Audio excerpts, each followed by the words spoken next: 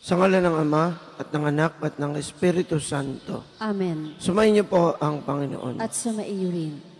Upang tayo ay maging karapat-dapat sa pag-aalay natin ang banal na misa, ating aminin, pagsisihan at hingin ng tawad sa Diyos ang ating mga nagawang pagkakasala. Dasalin po natin ang mataimtim.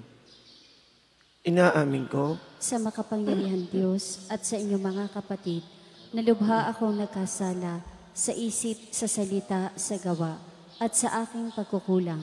Kaya isinasamo ko sa mahal na Birheng Maria, sa lahat ng mga anghel at mga banal, at sa inyong mga kapatid na ako'y ipanalangin sa Panginoong ating Diyos. Awa-nawa tayo ng makapangyarihang Diyos, patawarin tayo sa ating mga kasalanan, at patnubahin tayo sa buhay na walang hanggan. Amen. Panginoon, kaawaan mo kami. Panginoon, kaawaan mo kami. Kristo, kaawaan mo kami. Kristo, kaawaan mo kami. Panginoon, kaawaan mo kami. Panginoon, kaawaan mo kami. Manalangin tayo. Ama naming makapangyarihan, ipagkaloob mong maitaguyod ang sanlibutan sa matiwasay na pag-iiral, ayon sa layunin mo para sa aming kapakanan. Sa pagsamba sa iyo ng may panatag na kalooban, sa magitan ni Jesucristo kasama ng Espiritu Santo, magpasawalang hanggan. Amen.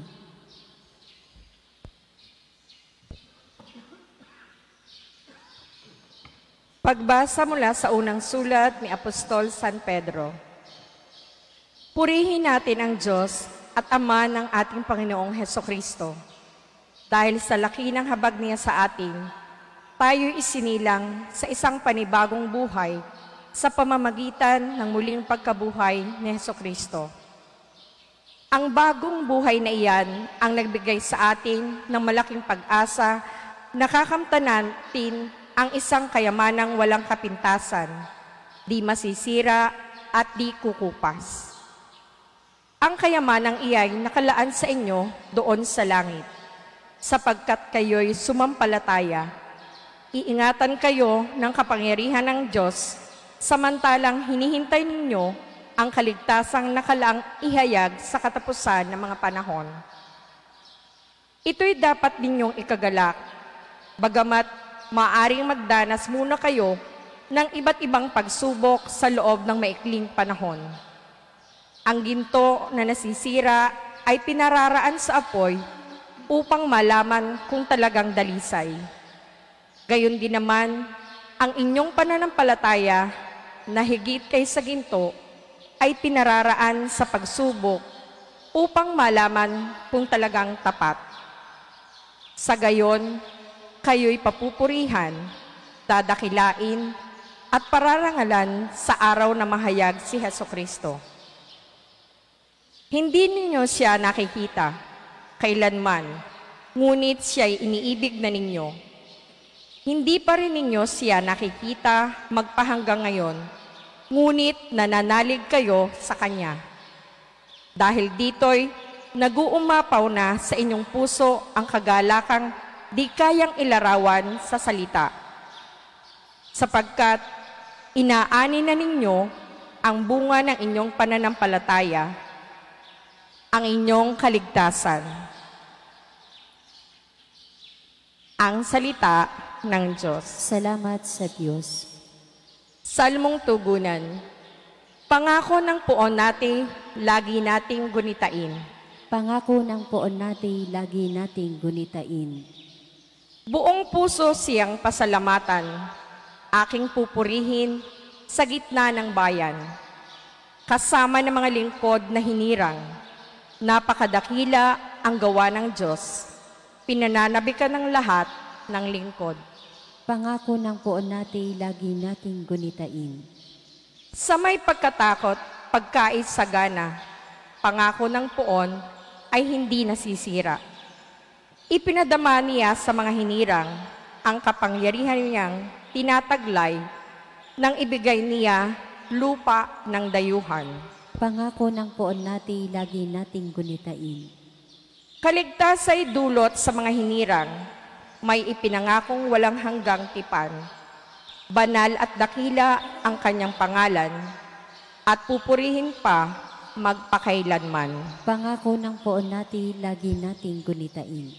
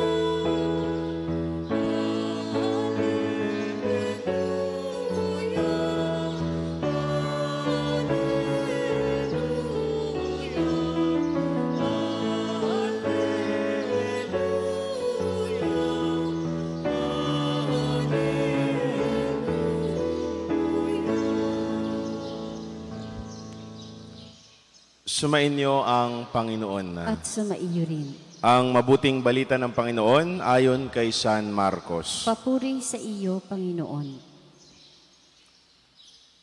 Noong panahong iyon, nang paalis na si Jesus, ay may isang lalaking patakbong lumapit, lumuhod sa harapan niya at nagtanong, "Mabuting guro, ano po ang dapat kong gawin upang makamit ang buhay na walang hanggan?" Sumagot si Jesus, "Bakit mo ako tinatawag na mabuti? Walang mabuti kundi ang Diyos. Alam mo ang mga utos, huwag kang papatay, huwag kang mangangalunya, huwag kang magnanakaw, huwag kang magsisinungaling sa iyong pagsaksi, huwag kang mandadaya, igalang mo ang iyong ama at ina." "Guro," sabi ng lalaki, "ang lahat po ng iyay tinupad ko na mula pa sa aking pagkabata." Magiliw siyang tinitigan ni Jesus at sinabi sa kanya, "Isang bagay pa ang kulang sa iyo. Humayo ka, ipagbili mo ang iyong ari-arian at ipamigay sa mga dukha ang pinagbilhan at magkakaroon ka ng kayamanan sa langit. Pagkatapos, bumalik ka at sumunod sa akin." Namanglaw ang lalaki nang marinig ito at malungkot na umalis sapagkat siya'y napakayaman. Tiningnan ni Jesus ang mga nasa paligid niya at sinabi sa kanyang mga alagad, "Napakahirap mapabilang ang mamayaman sa pinaghaharian ng Diyos." Nagtaka ang mga alagad sa panalitang ito. Muling sinabi ni Jesus, "Mga anak, talagang napakahirap mapabilang sa mga pinaghaharian ng Diyos. Madali pang makaraan ang kamelyo sa butas ng karayom kaysa pasakop sa paghahari ng Diyos ang isang mayaman." Lalong nagtaka ang mga alagad kaya't sila'y nagtanungan, "Kung gayoy, sino ang maliligtas?" Tinitigan sila ni Jesus at sinabi sa kanya, "Hindi ito magagawa ng tao, ngunit hindi ito mahirap sa Diyos. Magagawa ng Diyos ang lahat ng bagay." Ang mabuting balita ng Panginoon. Pinupuri ka namin, Panginoong Hesukristo. Magandang umaga po sa inyong lahat. At sa mga sumusubaybay po sa atin sa Facebook Live, sa kanilang mga tahanan, sa mga kapilya po na nasa sakupan dito sa ating parokya, isang magandang umaga din po. And in a special way, binabati po namin ang lahat ng mga nagsiselebrate ng kanilang anibersaryo sa kasal. Happy anniversary po. At sa lahat po ng nagsiselebrate ng kanilang kaarawan, happy birthday. Sa atin po nga mabuting balita, ipinakita po sa atin ng Diyos ang pag-uusap ni Jesus at ang isang mayamang lalaki. Tinanong ng mayamang ito kung ano ang dapat gawin upang makamit ang buhay na walang hanggan. Tumugon si Jesus na gawin niya ang nakasaad sa 10 utos. Ngunit alam ng bata, alam ng mayamang ito, na mula pa pagkabata niya ay sinusunod na niya ang utos ng Diyos. Subalit, nung sabihin ni Jesus na kulang pa ang iyong pagsunod, nung sabihin ni Jesus na ibenta niya ang kanyang ari-arian at sumunod sa kanya, doon naging malungkot ang mayamang ito. Doon umalis ang mayaman dahil nalungkot siya sa nalamang marami siyang kayamanan na kailangan niyang ibenta at ipamigay sa duka. Ito ang hamon ni Jesus sa isang mayaman. Ito ang hamon ni Jesus sa isang lalaking gustong sumunod sa Kanya. Mga kapatid, likas po sa ating mga Pilipino na tayo ay napakatindi sa tinatawag nating attachment.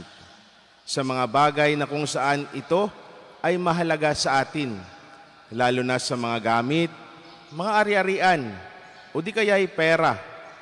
Hirap na hirap tayong bitawan ang mga ito. Lalo na kapag alam natin na ito'y mahal, kapag alam natin ito ay original, kapag alam natin na hindi lamang 1,000 ang presyo ng bagay na ito, hindi lamang 2 o 3, o higit pa rito ang presyo ng isang bagay na ito, hirap na hirap tayong bitawan kapag may taong humihingi sa atin ng mga bagay na ito. Hindi natin na ito, alam niyo mga kapatid, ang mga bagay na ito, alalahanin natin na ito ay hindi panghabang buhay. Hindi natin ito madadala sa langit. Ang hinihiling ng Diyos na tayo ay matutong tumulong sa kapwa natin, matutong mag-alay para sa iba. Itanong nga natin sa ating mga sarili, gaano na ba kalaki ang naipamahagi ko sa aking mga ari-arian? O kung wala ka mga ari-arian, gaano na ba kalaki ang naitulong mo sa iyong kapwa? Nagbigay ka na ba ng sobra-sobra? Nagbigay ka na ba nang ikaw ay nasasaktan? Mga kapatid, ang tunay na pagbibigay ay ikaw mismo sa iyong sarili ay nasasaktan. Ang tunay ding nagmamahal na ikaw mismo sa sarili mo ay nasasaktan. Kapag ka nagbigay ka, ngunit sa sarili mo alam mong yan ay labis lamang, hindi yan tunay na pagbibigay. Ngunit kapag nagbigay ka o nag-alay ka, na ikaw sa sarili mo, kahit hirap na hirap kang bitawan iyong mga bagay na iyon, ngunit ibinigay mo, yun ang tunay na pagbibigay. Mga kapatid, ang hamon na Jesus sa isang mayaman na ibenta niya lahat ang ari-arian niya at ipamigay sa duka. Gaano ho kahirap sa isang mayaman na ika'y sabihan na ibenta mo ang lahat ng iyong ari-arian. Ibenta mo ang lahat at ipamigay mo sa mga taong nangangailangan. Para bagang sinasabi ni Jesus na hubarin mo lahat-lahat bago ka sumunod sa akin. Wala ka dapat ititira. Wala ka dapat ititira sa iyong sarili bago ka sumunod sa akin. Para bang pinapaunawa sa atin ni Jesus na ngayong Miyerkules ay Ash Wednesday na, Lenten season na. Para bang ipinapaunawa sa atin ni Jesus sa mabuting balita ngayong araw na ito, na bago tayo makasunod sa Kanya, linisin muna natin lahat ng kung ano ang meron sa ating puso at isipan. Alisin ang lahat ng nakakapagpabigat sa ating buhay. Lahat ng bagges natin dapat nating iwanan, dapat nating itapon, sapagkat ito ang magpapahirap sa atin sa pagsunod sa Kanya. Kung paano nahirapan, nalungkot ang batang mayaman noong sinabihan siyang ibenta ang lahat ng mahalagang bagay sa Kanya, ganun din ang ipinapaunawa sa atin ni Jesus. Nalalapit na ulit ang Kwaresma. Sana naihanda natin ang ating mga sarili upang tanggalin ang kung ano ang mga nagpapabigat sa ating buhay. Katulad ng matalinhagang sinabi ni Jesus, mas mainam pa sa isang kamelyo na pumasok sa kaharian ng Diyos kaysa tao. Mga kapatid, ito ang ipinapaunawa sa atin ng Diyos. Kapag marami tayong dalahin sa buhay, kapag marami tayong pinapahalagahan sa buhay dito sa mundo, ang ipinapaunawa sa atin ng Diyos, natanggalin natin ang mga ito. Mas pahalagahan natin siya. Mas pahalagahan natin ang kaharian ng Diyos. Ang panawagan ng Panginoon na sumunod sa Kanya sa landas ay sadyang napakahirap, sapagkat sino bang taong gustong ipagbenta ang lahat ng mayroon siya? Sa literal na konteksto, ang mga misyonaryong nagpapangaral tungkol sa pananampalataya ay talagang iniiwanan ang kanilang mga ari-arian upang itugon ang tawag ng Panginoon na maglingkod sa Kanya. Ngunit ang tanong ay, ninanais ba ni Jesus na ipamigay ang lahat ng ating ari-arian? Kung susuriin natin ang mabuting balita, hindi naman sinabi niya na mali ang pag-aangkin sa mga tinuturing na yaman, sapagkat alam ni Kristo na pinaghirapan niya o pinaghirapan din ng tao upang magawa o maangkin ang lahat ng mga ito.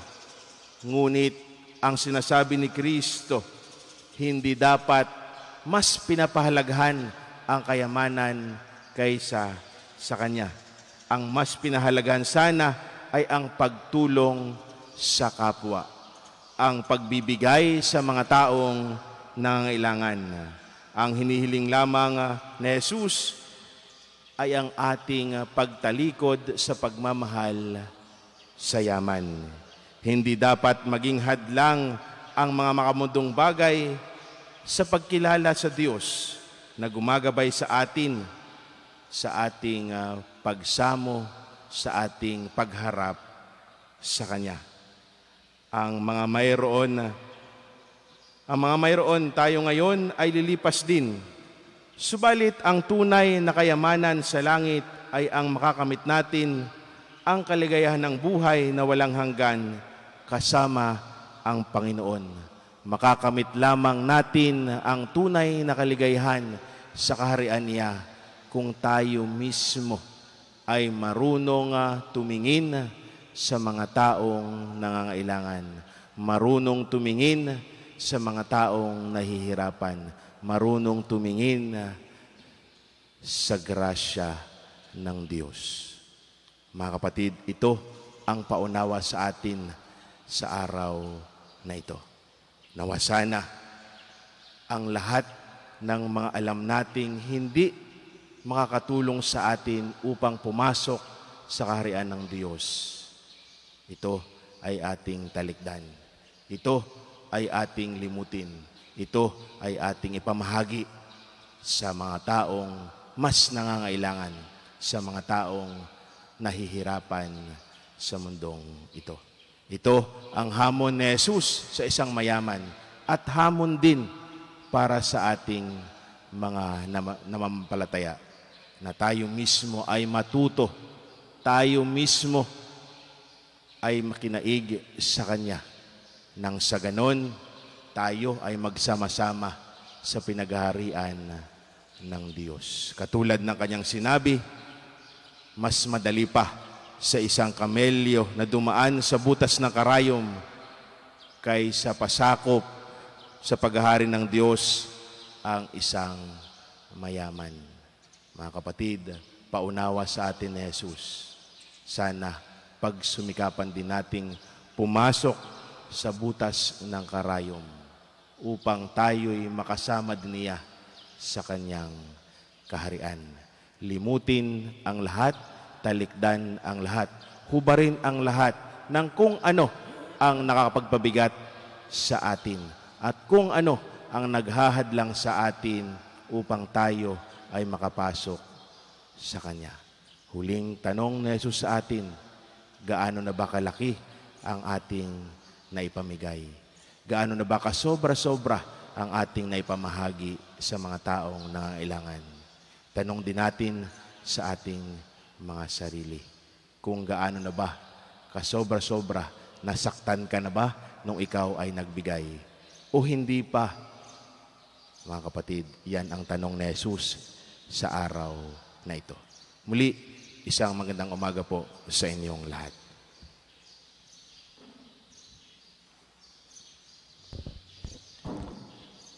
Manalangin tayo ngayon sa ating Diyos Ama para sa katatagan na mapaglalaban natin ang mga tukso ng kayamanan at kasiguruhan. Ama, mapasa amin nawa ang kaharian mo. Ama, mapasa amin nawa ang kaharian mo. Ang simbahan, naway patuloy na magbigay ng kalinga at suporta sa mga napapabayaan at mga naghihirap ng nating lipunan. Manalangin tayo sa Panginoon. Ama, mapasa amin nawa ang kaharian mo. Ang mga tinatawag na tagasunod ni Kristo, naway kanilang mapagtanto na mas mahalaga at ialay ang kanilang buhay sa paglilingkod sa Panginoon. Manalangin tayo sa Panginoon. Ama, mapasa amin nawa ang kaharian mo. Ang mga may sakit, naway mabigyang kasiyahan at kalakasan ni Kristo. Manalangin tayo sa Panginoon. Ama, mapasa amin nawa ang kaharian mo. Ang ating mga yumaong kamag-anak at kaibigan, naway makasalo sa kasiyahan ng tagumpay ni Kristo sa kaharian ng langit. Manalangin tayo sa Panginoon. Ama, mapasa amin nawa ang kaharian mo. Makalangit na Ama, bigyan mo kami ng kalakasan ng loob na mamuhay sa karukhaan sa Espiritu at sumunod sa halimbawa ni Kristo na naging dukha upang kami ay umunlad. Hinihiling namin ito sa pamamagitan ni Kristo ang aming Panginoon. Amen.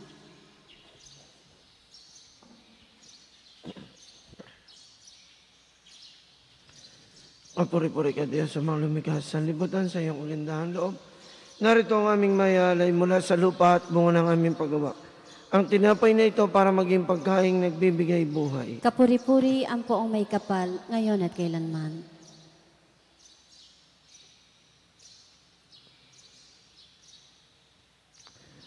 Papuri-puri ka Diyos sa mga lumikha sa sanlibutan sa inyo pong kagandahang loob. Narito ang aming mayalay mula sa katas ng ubas at bunga ng aming paggawa ang alak na ito para maging inuming nagbibigay ng iyong Espiritu. Kapuri-puri ang poong may kapal, ngayon at kailanman.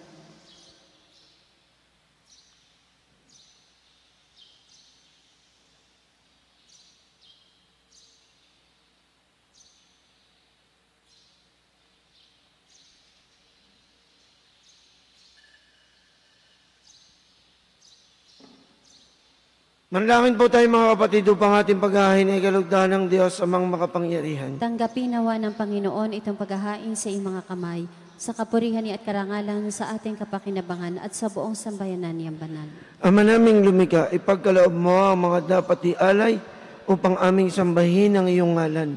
Kawaan mo kami at pagbigyan upang ang iyong kaloob para kami makapaghain ay mapakinabangan bilang pagpapala mo sa amin. Sa magitan ni Jesucristo kasama ng Espiritu Santo, magpasawalang hanggan. Amen. Sumayin niyo po ang Panginoon. At sumaiyo rin. Itaas po natin sa Diyos ang ating mga puso at diwa. Itinaas na namin sa Panginoon. Pasalamatan po natin ang Panginoong ating Diyos. Marapat na siya ay pasalamatan. Ama naming makapangyarihan, tunay nga marapat na ikaw ay aming pasalamatan sa magitan ni Jesucristo na aming Panginoon. Ikinalugod mong sa Kanya ay baguhing mabuti ang lahat. At sa pamagitan niya ay aming tinatanggap ang iyong kaabot-abot na kaloob at paglingap. Kahit na siya ay hindi naiba sa iyo, minabuti niyang maging di rin naiba sa mga tao. Hamak siyang tulad namin sa kamatayang totoo, noong ihain niya ang sarili ng kami maksundo mo. Kaya naman iyong idinangal siya at iyong itinampok upang sa lahat siya ay manguna. Ngayon nga'y lahat ng sa kanya ay nakikiisa ay talagang magkakamit ng iyong buhay at ligaya. Kaya kaysa ng mga anghel na nagsisiawit ng papuri sa iyo, nang walang humpay sa kalangitan, kami po'y nagbubunyi sa inyong kadakilaan. Santo, Santo, Santo, Panginoon Diyos ng mga hukbo, napupuno ang langit at lupa ng kadakilaan mo. O sana sa kaitaasan, pinagpala ang naparirito sa ngalan ng Panginoon. O sana sa kaitaasan. Ama naming banal, ikaw ang bukal ng tanang kabanalan, kaya't sa pamamagitan ng iyong Espiritu, gawin mong banal ang mga kaloob na ito upang para sa amin ay maging katawan at dugo ng aming Panginoong Jesucristo. Bago niya pinagtiis ang kusang loob na maging handog, hinawakan niya ang tinapay, pinasalamatan kaniya, pinagati-hati niya yon, iniabot sa kanyang mga alagad at sinabi, tanggapin ninyong lahat ito at kanin. Ito ang aking katawan na ihandog para sa inyo.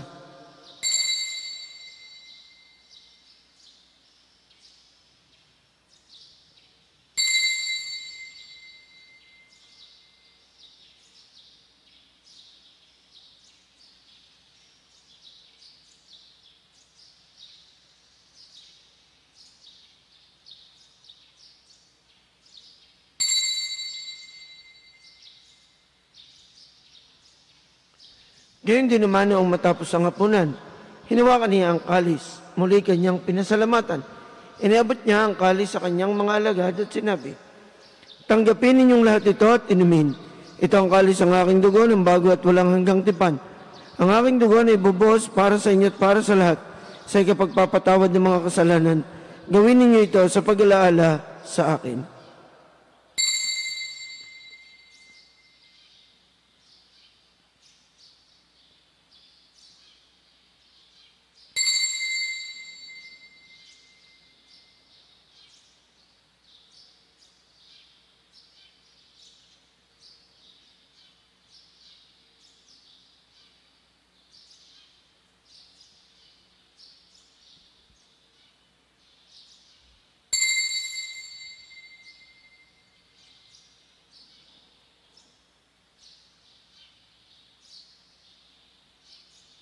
Ipagbunyi po natin ang misteryo ng ating pananampalataya. Si Kristo'y namatay, si Kristo'y nabuhay, si Kristo'y babalik sa wakas ng panahon. Ama, ginagawa po namin ngayon ang pag-alaala sa pagkamatay at muling pagkabuhay ng iyong anak.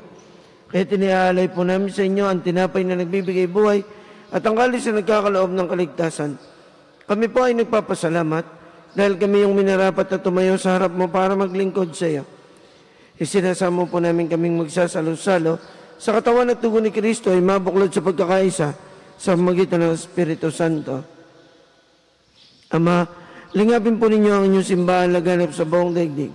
Puspusin po ninyo kami sa pag-ibig. Kaysa ni Francisco na aming Santo Papa, ni Gilbert na aming obispo, ng lahat naming mga obispo at ng tanang kaparian. Alalahanin po ninyo ang mga kapatid naming nahimlay nang may pag-asang sila'y muling mabubuhay. Ganyan din ang lahat ng mga pumanaw na. Kawaan po ninyo sila at patuloyin sa inyong kaliwanagan. Kawaan po ninyo at paging dapatin kaming lahat na makasalo sa inyong buhay na walang wakas. Kaysa ng mahal na Bereng Maria na ina ng Diyos at ni San Jose na kanyang kalinis-linisang esposo. Kaysa ng mga apostol at mga martir. Kaysa ni na San Jose Marelo, San Lorenzo Ruiz, San Pedro Calungsod at ng lahat ng mga banal na namuhay dito sa daigdig ng kalugod-lugod sa inyo. May pagdiwang naman namin ang pagpupuri sa ikararangal mo sa magitan ng iyong anak na aming Panginoong Jesucristo. Sa pamamagitan ni Kristo, kasama niya at sa Kanya, ang lahat ng parangal at papuri sa inyo, Diyos amang makapangyarihan, kasama ng Espiritu Santo, magpasawalang hanggan.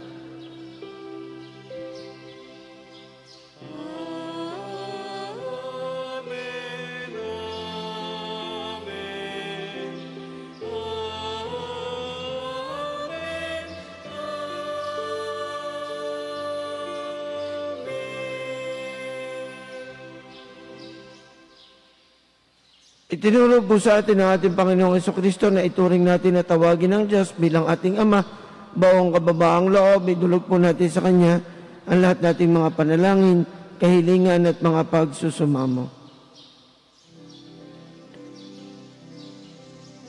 Ama namin, sumasalangit ka, sambahin ang ngalan mo, mapasa amin ang kaharian mo, sundin ang loob mo dito sa lupa para nang sa langit. Bigyan mo kami ngayon ng aming kakanin sa araw-araw, at patawarin mo kami sa aming mga sala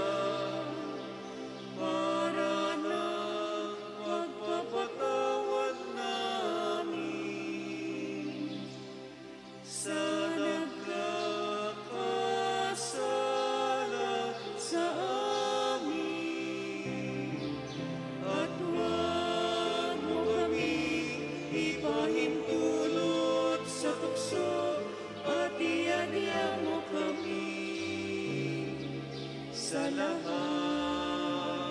ng masama. Hinihiling po namin kami, Diya, sa lahat ng masama. Pagkalooban ng kapayapaan araw-araw, iligtas sa kasalanan at iluyo sa lahat ng kapahamakan. Samantalang ang pinananabikan ng dakilang araw ng pagpapayag ng tagapagligtas naming si Jesucristo. Sapagkat iyo ang kaharian ng kapangyarihan at ang kapurihan, magpakailanman. Amen. Panginoong Jesucristo, sinabi po ninyo sa inyong mga apostol, kapayapaan ang iniiwan ko sa inyo, ang aking kapayapaan ang ibinibigay ko sa inyo. Tungayan po ninyo ang pananampalataya at huwag ang aming mga pagkakasala. Pagkalooban po ninyo kami ng kapayapaan at pagkakaisa, ayon sa inyong kalooban kasama ng Espiritu Santo, magpasawalang hanggan. Amen.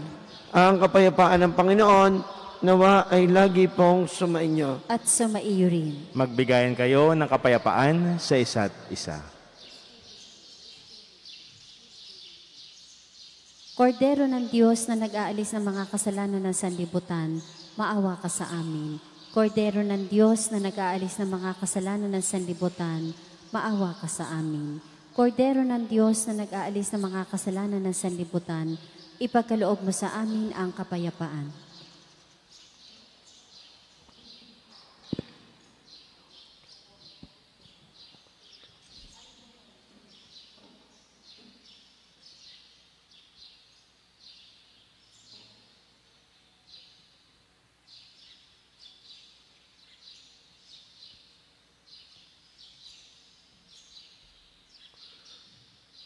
Ito po ang kordero ng Diyos. Narito ang ating Panginoong Jesucristo. Siya mag-aalis at magpapatawad ng ating mga kasalanan.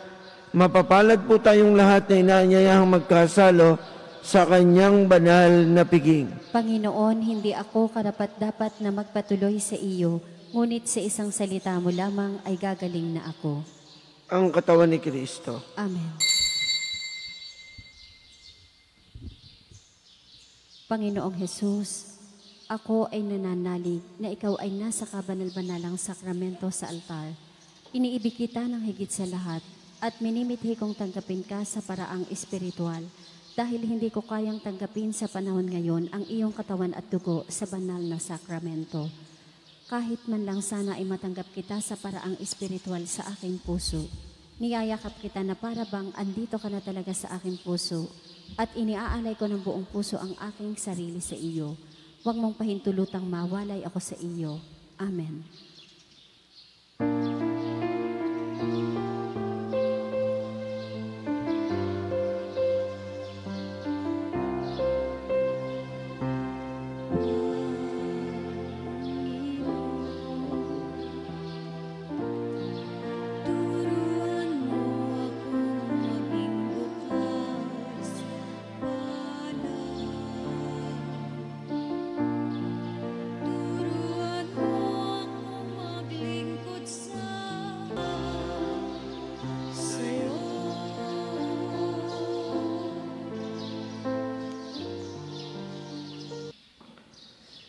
Manalangin po tayo.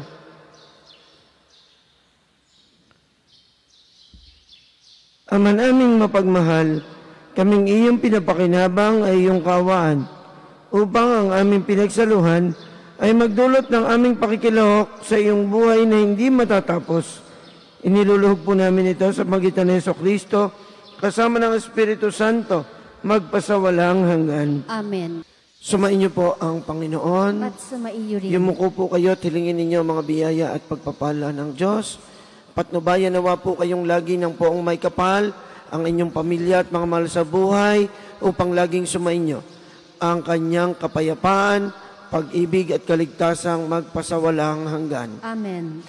At nawa ay pagpalain po kayong lahat ng makapangyarihan at lubang mapagmahal nating Diyos ng Ama at ng Anak at ng Espiritu Santo. Amen. Ang banal na misa ay naialay na.